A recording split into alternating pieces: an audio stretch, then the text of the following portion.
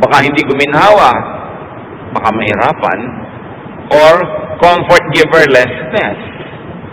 Baka wala akong comfort giver, tulad nga ng partner o anak o professional person that I can pay to take care of me. Another very real worry of old age is weakness at very old age. Baka humina na ako, baka hindi ako makapaglakad mag-isa, baka lumabo ang aking paningin, baka hindi ko makayang alagaan ang sarili ko. And most fears are about poverty. Baka hindi ako magkaroon ng sapat na pera para makabili ng gamot, makabayad ng nurse, makapagpa-hospital, etc., etc. But what does God say about old age? All throughout the scriptures, you will find verses whose central theme is this: don't worry about old age. Huwag mag-alala. Napakaraming turo, diretsahan man o hindi, oblique man o diretso, pero yun pa rin ang makukuha nating katuruan. In other words, don't be compelled to get married, to have children, to save too much just for old age use. In other words, get married if you're in love and you want to get married. Have children because you want to raise children, not only because you want to have children around you when you grow old. Don't always save too much just for old age to the point that you forget enjoying your life now.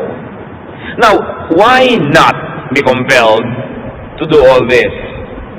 Bakit hindi kailangan pilitin ang sarili magkaasawa para sa pagtanda ay may kasama at para magkaanak? Because having a spouse does not guarantee having children. Kung mag-aasawa kayo, mga kapatid, doon sa mga wala pang asawa, para lang magkaanak, paano kung hindi kayo magkaanak? Anong gagawin nyo? Maghihiwalay kayo? Tatalikuran nyo inyong asawa para magkaanak kayo sa iba? Hindi nag-aasawa ang tao para magkaanak. Nag-aasawa ka dahil meron kang iniibig at gusto mo siyang makasama bilang partner sa buhay. Bonus na lang kung nagkaroon kayo ng anak. And usually, nagkakaroon, pero meron mga unusual cases na hindi nagkakaroon. So kung ang inyong dahilan para lang mag-asawa ay magkaanak, paano nga hindi kayo magkaanak? Hindi naman lahat ng nagkaasawa nagkakaanak eh. There are no guarantees na kung mag-asawa ka ay magkakaanak ka na nga. 2 Samuel 6:23, Michal, daughter of Saul, had no children to the day of her death. At hindi lang si Michal, maraming ganon, babae man o lalaki, na talagang hindi ukol na magkaroon ng anak. So kung senior o single ka, and you are unmarried, stop being regretful. Dahil marami rin namang nagkakaasawa, hindi rin nagkakaanak. Why not be compelled to get married? Para lang may kasama sa buhay? Because having a spouse does not guarantee having a companion all your life. Ba't ka mag-aasawa para meron akong kasama lagi? Hindi na totoo yan ha. Hindi na garanti yan kung nag-asawa ka ay may kasama ka nga sa pagtanda. One, kasi merong maagang nababalo. Meron nga after honeymoon, nabalo na. Luke 2:36-37. There was also a prophet, Anna, the daughter of Phanuel, of the tribe of Asher. She was very old. She had lived with her husband 7 years after her marriage, and then was a widow until she was 84. Imagine, kung nag-asawa ka para may kasama ka pagtanda, 7 taon lang nagsama, naging balo na. O kaya, hindi ka man naging balo, pero pinagtaksalin ka naman, iniwan ka ng asawa mo, wala ka pa rin kasama. O may asawa ka nga sa turing, pero sa aktual na buhay niya naman, para kang nag-iisa rin. Parang wala kang partner. So stop fretting about being single. Because having a spouse is not always the great blessing that people think it could be. Narinig sa elevator, may 3 magkakaibigang lalaki, sabi ni kaibigan 1 doon sa 2 and 3, Alam niyo, naiingit ako sa inyo. Hanggang ngayon, wala pa kayong mga asawa. Ako nagkaasawa, ganun lang pala. Dapat hindi na lang. May mga ganun. Pati mga babae. Pero meron naman siyempre mga masasaya, happily married. Kanya-kanya ng palad. Ngayon, kung mag-aasawa kayo, para lang kayo magkaanak, para sa pagtanda nyo, may kasama kayo, hindi na rin ganyan.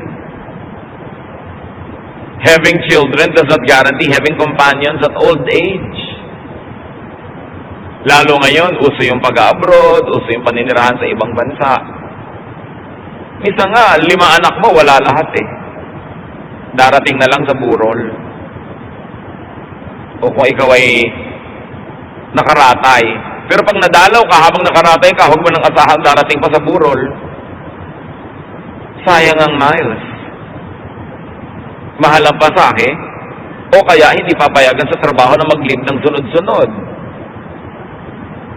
Hindi lahat na nagkakaanak ay may kasama pagtanda. Kasi marami rin namang napapalayo ang tirahan pag nag-asawa at bumukod na. Genesis 2:24, nagbigay na nga ng pahimakas. A man leaves his father and mother and is united to his wife. Siyempre, hindi naman napaka-physical ng tunay na ibig sabihin itong Genesis na to, na iiwan mo magulang mo kahit nag-iisa, kahit may sakit. Ang ibig sabihin lang, psychologically, spiritually, may iba ka ng partner, yung asawa mo na, hindi yung magulang mo, kasi yung mga magulang mo sila yung mag-partner. Pero nangyayari rin physically na talaga yung mga anak natin, umaalis. May gustong habulin na pangarap. Mayroong gustong gawin sa buhay.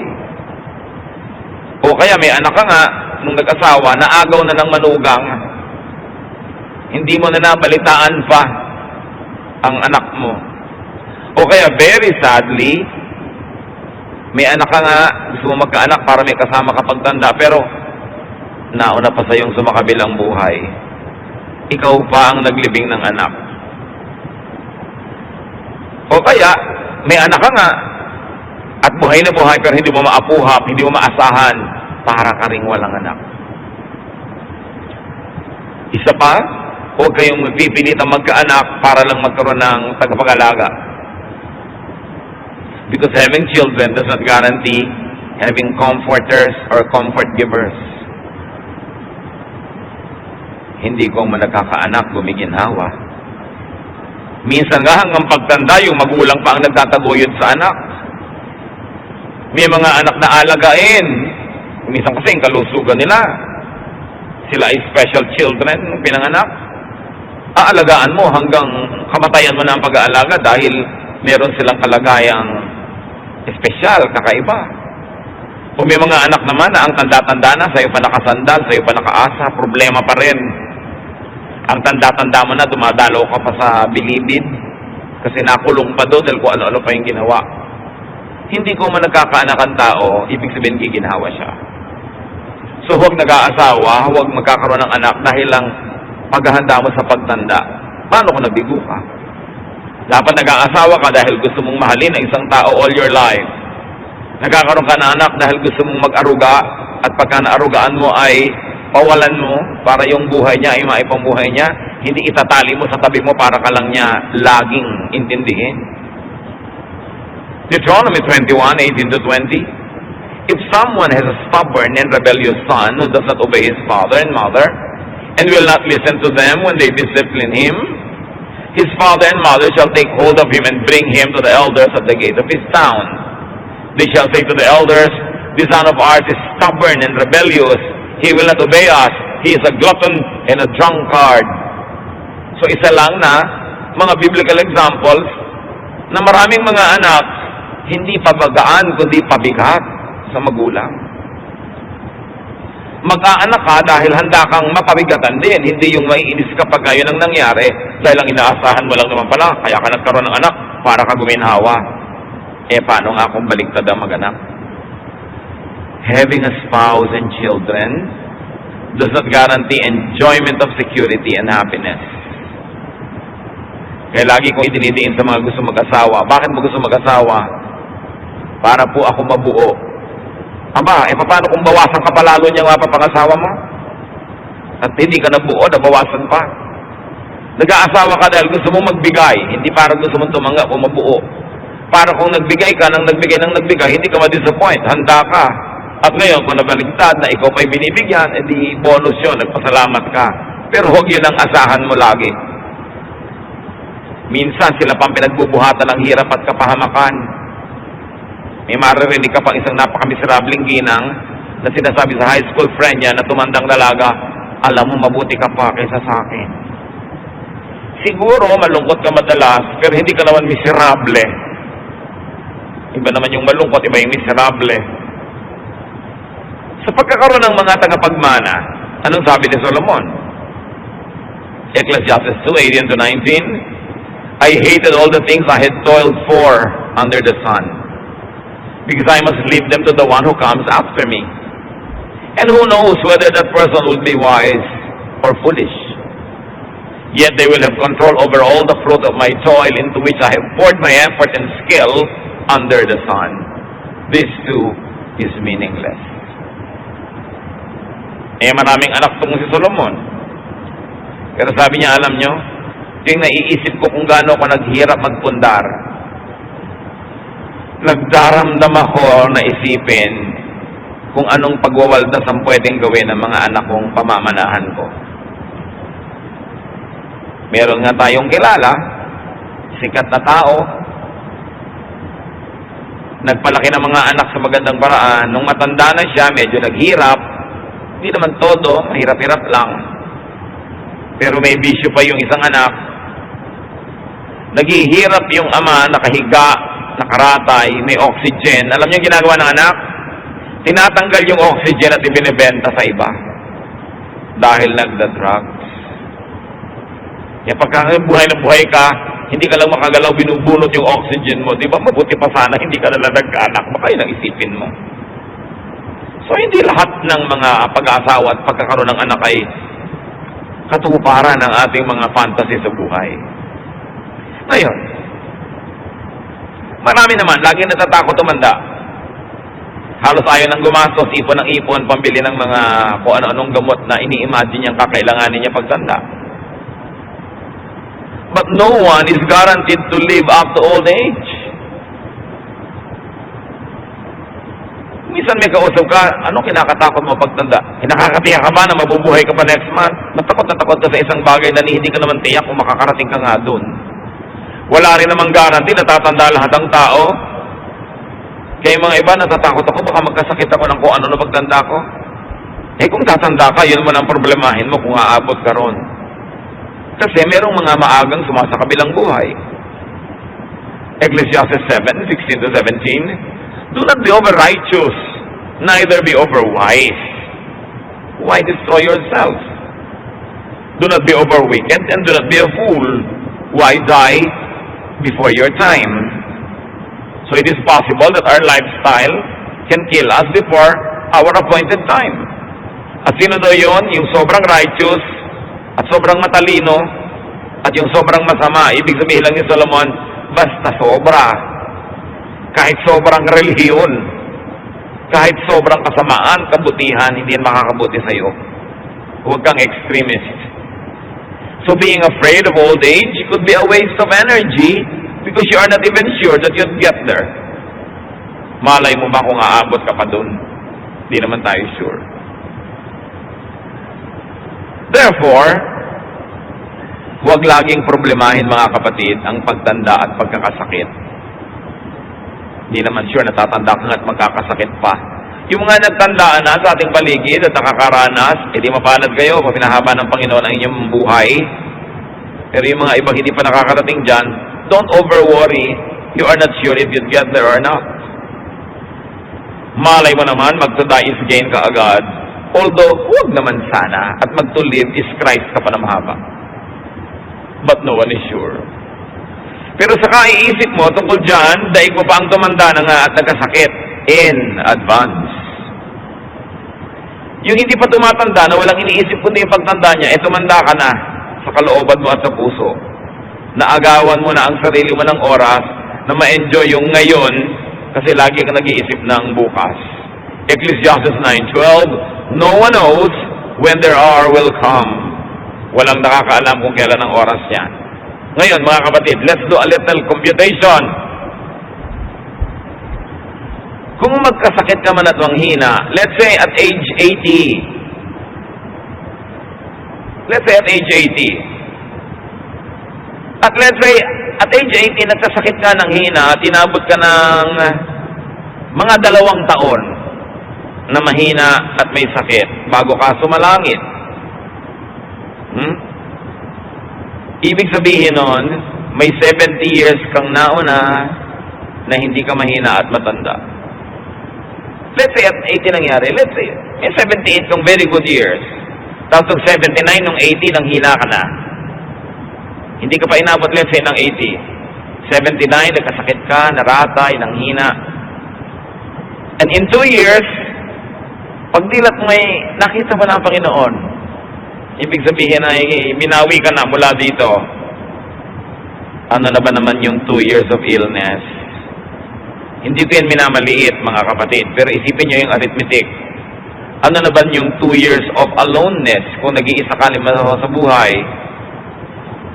Bihira namang tao ang nararatay ng more than 2 years. Matagal na yung 2, misa nga 6 months pa. Diba? So, kung last 2 years of your life, nang hina ka, naratay ka, 0.025% lang yon ng 80-year life mo, mga kapatid. Kalahati lang ng 5%. Ang iksi. Ngayon, kung sobrang lubha ng sakit, di ba? Lalo namang iiksi yung paghihirap. Kaya kahit nga malubha kung talagang mang doon pupunta, nagiging blessing pa rin kung titingnan mo positively kasi hindi nilagtagal ang paghihirap. Ngayon, kung hindi naman malubha yung sakit, edi ang laki ng chance na gumaling ka, blessing pa rin. Kaya malubha ka kaya hindi. Basta ang tinignan mo ang Panginoon, ang tinignan mo yung blessing doon, gagaan ang yung pakiramdam. So, kung sa last 2 years of your life, and let's say at 80, you already meet the Lord. At 79, you get sick. 79, and then at age 80, yung 1 to 78 mo naman, hindi ka ganong katanda, hindi ka ganong kahina. Konti pa ba yun para enjoyin ang buhay? Pero kayong first 78 years, inubos mo ng inubos ka sa kaiisip ng last 2 years, at pag pinagdugtong-dugtong mo yung mga oras ng pag-aalala mo tungkol sa last 2 years, baka yung pagdurusa mo magiging mga 7 years na. Imbes 2. Kasi habang hindi pa nangyayari, iniisip mo, parang nangyari na rin yun. Di ba? Pag ini-imagine mo ang isang problema, naapektuhan ka na rin. So, kailangan hindi mo laging isipin. Mas marami ka pang oras sa pag-aabang at pamamroblema in advance kaysa sa actual na oras ng pag-iisa o pagkakasakit. Parang yung mga natatakot lumipad sa eroplano. Pupunta ka halimbawa ang Davao, lilipad ka lang ng 1 hour. Pero next month pa yung biyahe mo, but you're afraid of flying. Ting naaalala mo, natatakot ka. 1 hour lang yung flight. Pero pag idinugtong mo lahat ng oras ng pag-aalala mo, naging 4 hours na yun. So dapat yun ang sinasabi ni Lord, don't worry about tomorrow. Cross the bridge when you get there.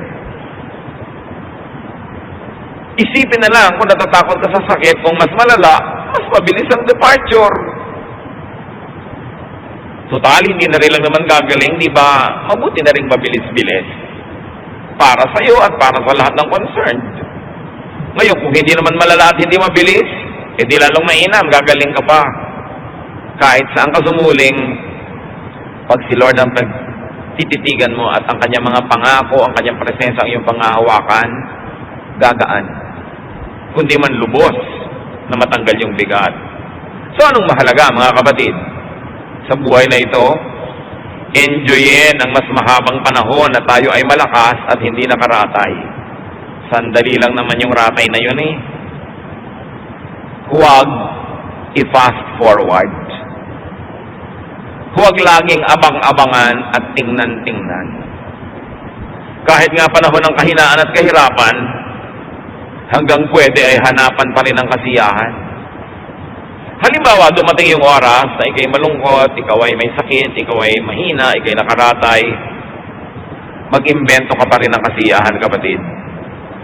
may maiimbento ka pa rin. Ang mahalaga, tanggapin mo ng maluwag sa dibdib ang anumang bagay na di mo naman kayang ibahin. Kung ikay asong nakatali, may dalawang asong nakatali, hindi naman nila malalagot yung tali, sino ang nasasaktan? Di ba yung laging pinipilit kumawala at umalpas? Kung may kadena ka na hindi mo naman kayang lagutin, well, una, lagutin mo kung kaya mo. Pero kung hindi, tanggapin mong nakakadena ka. Kasi tuwing hihilahin mo yung kamay mo, masusugatan ka lang at magdudugo. Lalo ka lang mahihirapan, di ka rin naman nakakawala. So, kung meron ka incurable disease, halimbawa,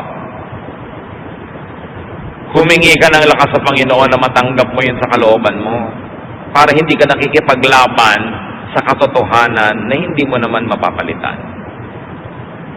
Humanap ka ng mga ginhawa at kung maaari pa'y kasiyahan sa kabila ng iyong kalagayan.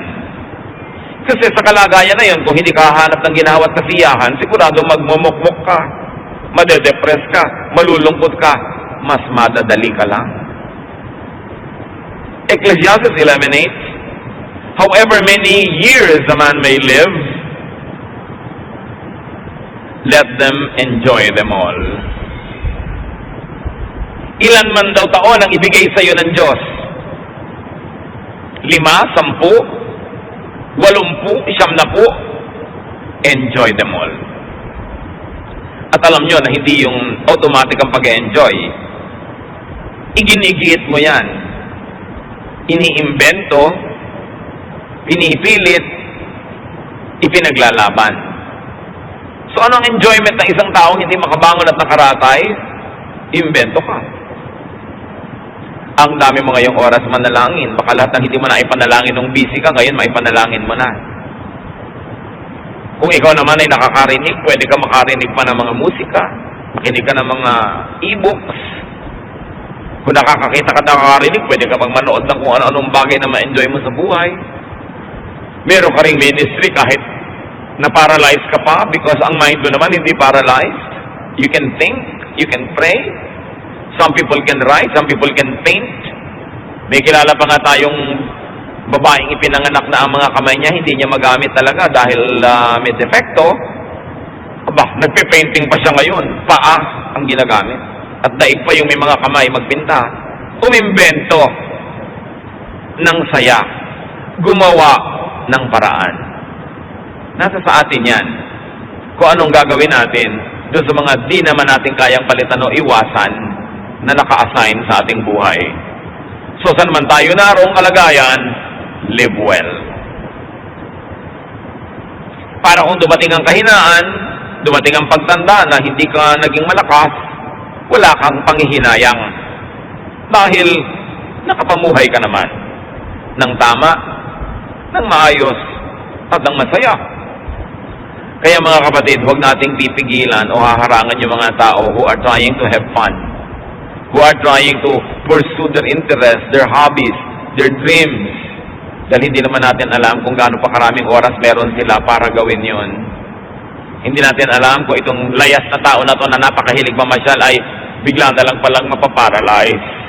So habang nakakalakad pa siya, huwag natin siyang pigilan kung hindi naman masama ang ginagawa niya. At kung maaari pa nga, tulungan natin siyang tuparin ng mga gusto niyang matupad. Kasi hindi naman tayo nakakatiyak na mabubuhay siya ng ganung kahaba para magkaroon ng pagkakataong gawin ang lahat ng ginugusto niya sanang gawin. Kung gaano natin gusto na tayo ay makalaya at gawin ang mga gusto natin, ibigay din natin yung laya na yun sa ating kapwa. Lalo at meron tayong otoridad o impluwensya sa tao na yun. Gamitin natin yung otoridad natin para tulungan siyang palayain, hindi para siya ikulong. Napakahalagang hindi tayo nang kukulong ng kapwa. Na nandyan sila sa ating tabi dahil kusa nilang gusto, hindi dahil itinali natin sila dyan. They have only one life to live this side of eternity, and all of us must have the greatest chances at living our dreams. So maximize happiness and enjoyment. Gusto niyo maging handa sa anumang mga panahon na maaaring hindi na tayo pwede magsaya o hindi natin kaya magsaya? Ang paghahanda dyan, habang kaya nyo, magsaya na kayo. Parang bangko kasi ang ating puso. Magdeposito kayo ng maraming kaligayahan. Magdeposito kayo ng maraming kasiyahan. Para kung dumating ang panahon ng taghirap sa kaligayahan at saya, meron kayong pag-withdrawhan. Meron kayong mga alaala, mga gunita na magpapalakas ang inyong loob, magpapasaya. At pwede nyo pang sabihin, di bali nang hindi na ako sumaya the rest of my life kasi na-advance ko na naman lahat. At sapat na yon. Para ngayon ay unti-unti kong papakin yung mga nai-deposit ko na kaligayahan sa buhay. Kaya pag may mga tao nagde-deposit din sa kanilang sariling puso ng kaligayahan, huwag hadlangan kung hindi naman masama ang ginagawa nila. Maximize enjoyment, minimize pain. Huwag tayong umimbento ng lungkot. Huwag tayong magpahaba ng lungkot at drama. Huwag tayong maghinanakit, magalit. Huwag nating lagyan yung puso natin ng napakarami mga pait, hapdi at sakit. Kasi kahit hindi nyo sadyaing gawin yon, meron at merong darating sa buhay nyo na ganon. So kung meron at meron na darating na mga sakit at hirap kahit ayaw mo, bakit naman tutulungan mo pa yun at dadagdagan mo pati ko pa mismo ang maglalagay sa buhay mo ng mga pahirap? Yung mga nagtatanim ng sama ng loob, pwede niya naman patawarin na yan para matigil na eh. Maiba na yung daradaraman nyo, naiisip ninyo. Yung mga magulang na nagtatakwil ng anak, pagka di naman naghihingalo kayo, papatawag nyo rin yan eh. Magpapatawaran din kayo, di agahan nyo na para makapag-enjoy pa kayo magkasama. Yung mga gustong mag-enjoy, hayaan nyo na ngayon. Hindi kung kailan na sila na-paralyze, kung kailan na lugmok at saka nyo pa panghihinayangan ng mga nawala mga chances. You don't know what the future holds. So whenever you have the opportunity to make yourself happy, to make other people happy, do so. Because life is many dark days ahead, whether you like it or not. So why invent darkness when actually today is bright? Bakit merong party, magagalit ka doon sa isang tao sa walang kakwenta-kwentang bagay, nasira na yung mood mo buong party. Merong family reunion, pinaghandaan nyo lahat. Gumastos kayo, tapos magagalit ka sa isang pinsan mo o kapatid, nanimangot ka na maghapon. Bakit mo dadagdagan ang mga pabigat sa buhay mo, samantalang marami namang kusang darating sa'yo kahit ayaw mo? You've got to minimize pain in your life and to minimize pain in your loved one's life. Pag hindi mo minamahal, halimbawa yung biyanan mo, alam mo ba na sinasaktan mo yung sarili mong asawa na anak ng biyanan mo? Bakit mo naman patuloy na sasaktan ng isang taong mahal mo at nagmamahal sa'yo? So sabi mo, kasi mahirap mahalin ang biyanan ko. Mas mahirap namang mapuot. Mahirap mapuot Mahirap magalit. Mahirap magmahal. Pareho lang mahirap, di magmahal ka na lang. Pareho lang naman nakakapagod. Nakakapagod tigasan yung leeg at huwag kang tumingin sa isang tao para mo siyang batiin. Nakakapagod ding batiin siya kuminsan, lalo't mataas ang pride mo. Pareho lang nakakapagod yan. Ang gawin mo na lang yung nagpapagaan ng loob. Yung nagpapalaya. Yung nagpapasaya. Kasi hindi mo alam kung kailan ang sunod-sunod at walang katapusan dating ng mga dagok ng buhay. So habang hindi ka dinadagukan ng buhay, huwag mong dagukan ang sarili mo. At huwag mo rin dagukan ang kapwa mo. Magpahinga. Do the most good. Kung gusto talaga nating paghandaan ng pagtanda, mga hirap ng buhay, you maximize enjoyment, you minimize pain, and do the most good. Do good and enjoy life. Kaya mga matatanda, huwag naman nating tanggalan ng kabataan yung mga bata. Batang maliliit, ayaw mong maglaro, ayaw mong kumilos. Bata nga yan eh. Sandali lang naman siya magiging bata at matagal siyang magiging matanda. So, do not rob children of their childhood. Do not rob young people of their youth. Siyempre, mga maiingay magtawanan, mga magagaslaw ko minsan. Ano mo gusto mo kumilos na parang 60 anyos? Darating din naman siya doon kung hahaba buhay niya at doon na siya kikilos at 60 anyos. Ngayon, 16 siya, 17, payagan nyo basta hindi masama. Huwag laging pigilan. Minsan ka lang maging bata. At mga kapatid, sandali ka lang maganda. sasandali kang mukhang ubas. Alam niyo na yung kasunod, di ba? And then all your life, mukha ka ng tiyampoy. So habang mukhang ubas ka, pag-enjoyin mo yung sarili mo. Kasi mawawala at mawawala yan.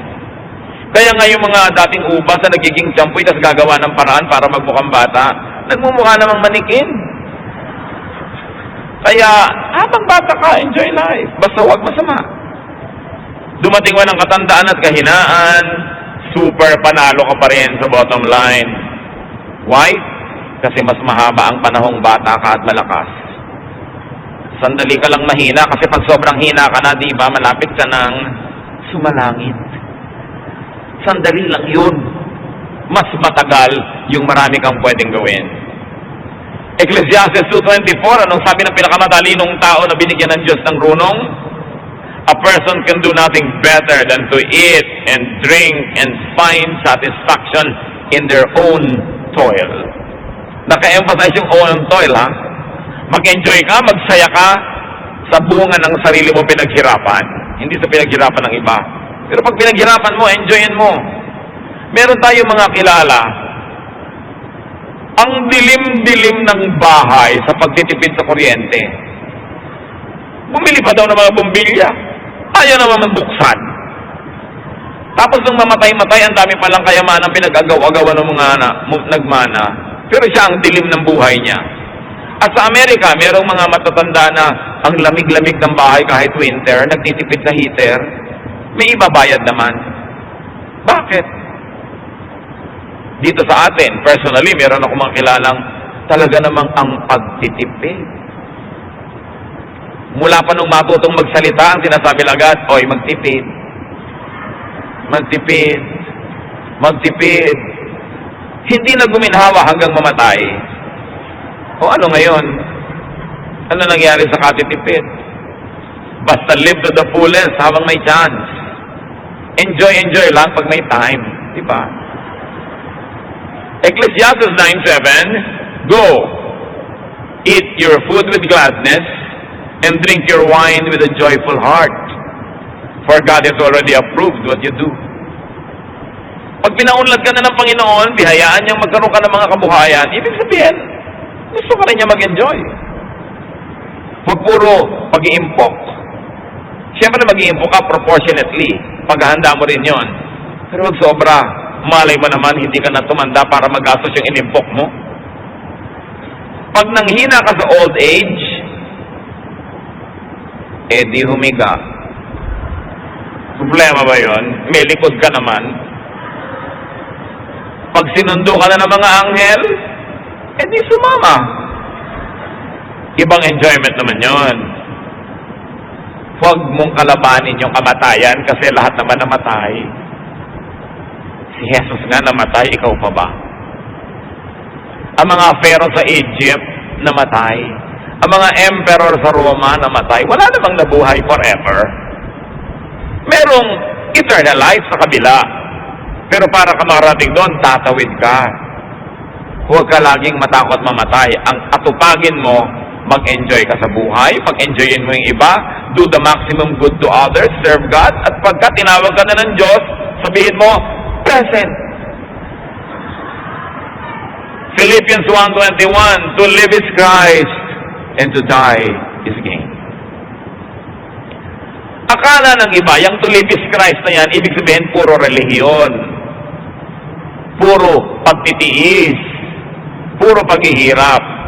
Balikan ninyo kung anong naging buhay ni Jesus nung siya'y nasa lupa. Well, gumagawa talaga siya ng mabuti. Nagpapakain siya sa mga gutom, nagpapagaling sa mga sakit, nagtuturo ng tama, pero lagi din siya nasa party. Ang tawag nga sa kanya ng mga kritik niya, drunkard and a glutton, a friend of sinners. Kasi marunong siya mag-enjoy. Ang first miracle nga niya, to make wine, di ba? So ano ibig sabihin ng to live is Christ? Minimize pain, maximize enjoyment, do the maximum good. Yun ang to live is Christ. Hindi lang puro pagtitiis, pagtutuligsa sa kapwa, paghahampas sa sarili. Hindi yun. At pag ginawa mo yung to live is Christ, magkakaroon ka ng to die is gain. Pero pag hindi ka nag to live is Christ, Hindi gain niyang to die, ha? But you live as Jesus did. Nagmahal ng kapwa, pero pinakain din ang sarili. May mga alagad siya, naglilingkod sa mga tao, pero pag napapagod na yung mga alagad, sabi niya, iwan na muna natin mga tao, magpahinga tayo sa isang tahimik na lugar at kumain tayo doon. Marunong ding maglagay ng ginhawa sa sarili. Yun ang tinuro sa atin ni Jesus. So huwag makipaglaban sa kalikasan at sa kapalaran. Do not contend with life's realities like getting old and dying. It is part of real life. Adjust. Huwag labanan ng kadena para di ka masugatan. Harmonize with life. Harmonize with time. Sabi sa Ecclesiastes, for everything there is season and a time for every matter under heaven. There's a time to be born and a time to die. Stop worrying about death. Ang mahalaga, tinanggap mo na si Jesus bilang Panginoon mo tagapagligtas. Namumuhay ka tulad ni Jesus. At kung mamatay ka man tulad ni Jesus, mabubuhay ka namang muli. Nababawasan ng worry ang mga panahong dapat sana'y fruitful, masaya, at enjoyable. Tuwing nag-aalala ka, kapatid, dinadaya mo yung sarili. Tuwing tinatakot mo ang sarili mo tungkol sa mga darating na panahon, dinanakawan mo ang sarili mo ng kaligayahan sa minutong ito, sa oras na ito. Sa pag-aalala sa isang minuto o oras na maaaring hindi naman dumating sa buhay mo. Sandali lang ang old age. At kung may dumagdag pang sakit, lalong madadali ang paglipat mo sa kabilang buhay. Iiksi ang paghihirap, blessing pa rin. Hindi ko minamaliit ang paghihirap ng mga may sakit ng mga matanda na. Pero di ba, doon din naman tayo lahat pupunta. So huwag sobrang isipin. Paghandaan, pero konti lang. Kasi maiksing panahon lang yung katandaan. Matthew 6:34, sabi ng Panginoong Jesus, therefore, do not worry about tomorrow. For tomorrow will worry about itself. Each day has enough trouble of its own. Huwag ka mag-alala tungkol sa bukas. Yung bukas, ang mga problema sa sarili niya, pagdating niya. Marami ka nang dapat na asikasuhin ngayon, yun na lang atupagin mo. Yung bukas, ipa sa Diyos. Invest in your health. Invest in goodwill, in people. And, whenever possible, in your physical, financial insurance. Mas mabuti may insurance ka. Meron nga akong kilala, kaya naman magbayad ng insurance premium, ayaw. Dahil pag namatay daw siya, baka manahin ng asawa niya at mag-asawa ng iba. Anong klaseng pangangatwiran yon? E paano yung buhay niyo hanggang ngayon, yung buhay niya? Ang inaalala yung pag namatay na, pero yung buhay ngayon, hindi iniisip. Entrust your future to God. At manalangin, tulad ng sa Psalm 71:9, do not cast me away when I am old. Do not forsake me when my strength is gone. Pero siyempre, may dapat kang gawin para yung panalangin mo na yon, matupad yung sagot. At sabi ng Panginoon sa Isaiah 46:4, even to your old age and gray hairs, I am He. I am He who will sustain you. I have made you and I will carry you. I will sustain you and I will rescue you.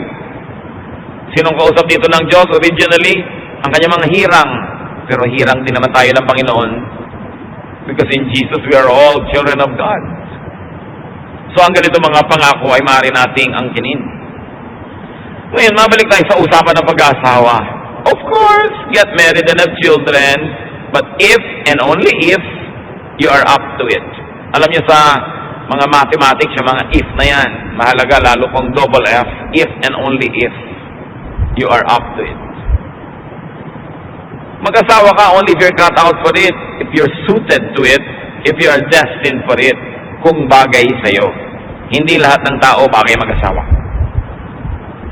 1 Corinthians 7:36, if anyone feels he ought to marry, he should do as he wants. But actually, Paul continues to say, but you know, I really prefer that you didn't. So sabi niya, pero kung talagang yun ang gusto mo, gawin mo. May mga naman hindi designed for marriage. Tulad ng binabanggit ng Panginoon ng mga eunuch for life sa Matthew 19:12. Jesus speaks, "For there are eunuchs who were born that way, and there are eunuchs who have been made eunuchs by others. And there are those who choose to live like eunuchs for the sake of the kingdom of heaven." Ano ba yung mga eunuch nung araw? Mga lalaking bata pa lang ay kinakapon, their testicles are removed, so they don't develop sexually because they are not destined to get married. Usually, male servants of queens, of princesses, of female royalty are eunuchs. Kailangan nila ng eunuch para malakas sa kakapaglingkod sa palasyo, pero hindi banta sa mga kababaihan na nandun sa palasyo. Kaya kailangan silang gawing eunuch, kinakapon. But then, the meaning of eunuch is not only physically that which is sexually undeveloped and cannot copulate with women, because it extends the meaning that there are people who are not made that way. Kaya sabi ni Lord, "For there are eunuchs who were born that way." Ipinanganak na silang ganyan na talaga sila, hindi sila nakadestino na mag-asawa. May mga eunuch naman na sabi na naging eunuch lang dahil sa mga nangyari sa kanilang buhay o sa kanilang kaganapan o sa kanilang kapaligiran. At meron naman pinipili nila dahil gusto nila mag-concentrate sa paglilingkod sa kingdom of heaven. So there are many ways to be.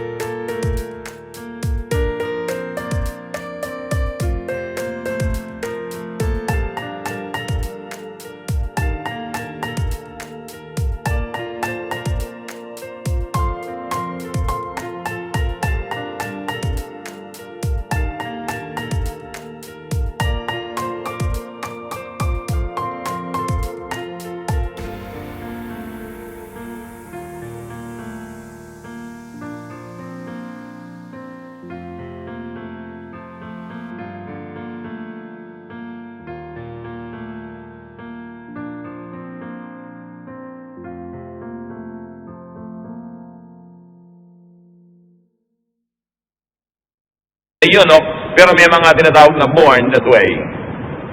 From the words of Jesus, they were born that way. Choice naman nila yung iba. So huwag pressure rin ang lahat ng kapwa. Kung meron kayong dalaga sa bahay ninyo na 32 years old, 29, 33, huwag din nakasalubong nyo sa hagdan. Kaya lang ka mag-aasawa. Kaya tuloy pag nasa salubong ka, tumatalo na lang sa bintana. Kaya na lang may kasalan, itatanong mo doon sa mga bridesmaid, ikaw kailan? It's a very unkind question. Dahil either ayaw niya talaga o gusto niya pero hindi pa mangyari. So wag pilitin, wag ipilit, wag ipagpilitan. Ecclesiastes 6:3, "A man may have 100 children and live many years, yet no matter how long he lives, if he cannot enjoy his prosperity, I say that a stillborn child is better off than he." So niya, hindi naman kung maraming anak at maraming pera, masaya na eh. So, kanya-kanya. Isang magandang paghahanda sa pagtanda, mga kapatid, na doable naman, well, you can make and keep friends. It's the next best thing, or sometimes a better thing than having your own family. Especially if you cannot have your own family, surround yourself with friends. Invest in friendship. Alam niyo naman, ang tunay na friendship, ini-invest pa ng oras, ng pagod. Pero, lalo pa nga, wala ka naman sariling pamilya, it's good to invest in friendships. In fact, even if you had a family, kita niyo yung mga babaeng iniiwan ng asawa, kaninong ngoy sa kanyang mga female friends. I enjoy seeing mga ladies who go to lunch. Ladies who lunch. Mga middle-aged o mga matronic ladies who meet once a week to have lunch, exchange gossip, make kwento, and make fun. Kung kaya nyo naman, gawin nyo yun. Kahit man maliit ang budget nyo, pwede naman kayo mag-lunch sa mga kung ano-ano lang. Pero maganda yung may mga kaibigan na mini-maintain kahit pa may anak ka at asawa. Kuminsan, lugi din yung ikinulong mo na lang ang buhay mo sa iyong asawa at mga anak. Tapos biglang hindi naman sila laging loyal to you or nice to you. Lugi ka ngayon. Kailangan may friends ka pa rin. Ecclesiastes 4:9-12. Two are better than one, because they have a good return for their labor. If either of them falls down, one can help the other up.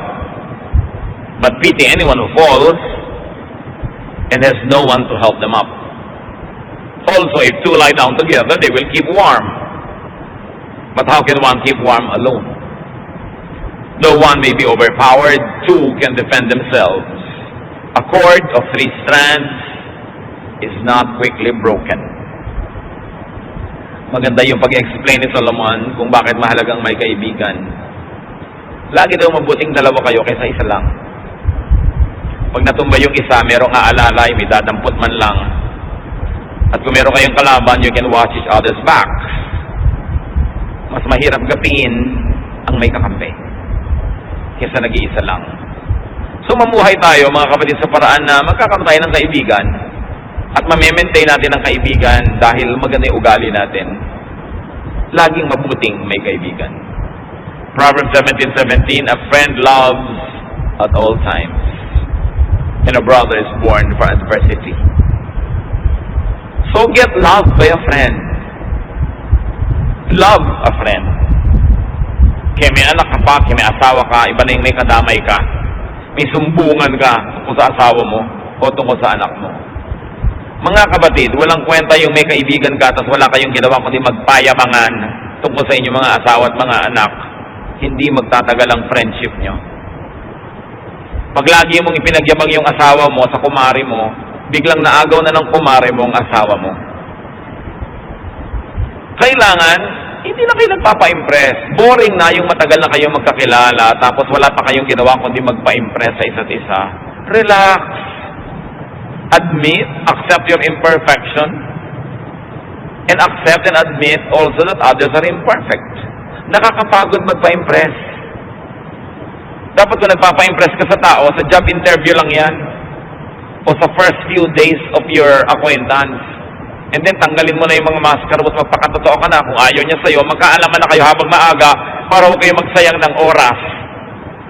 Maghihiwalay din lang naman kayo pag nagkakilala kayo ng totoo. So magpakilala ka na agad ng totoo. Kung ayaw niya sa'yo, well, sorry, you both lose. Genesis 2:18, the Lord God said, it is not good for a man to be alone. I will make a helper suitable for him.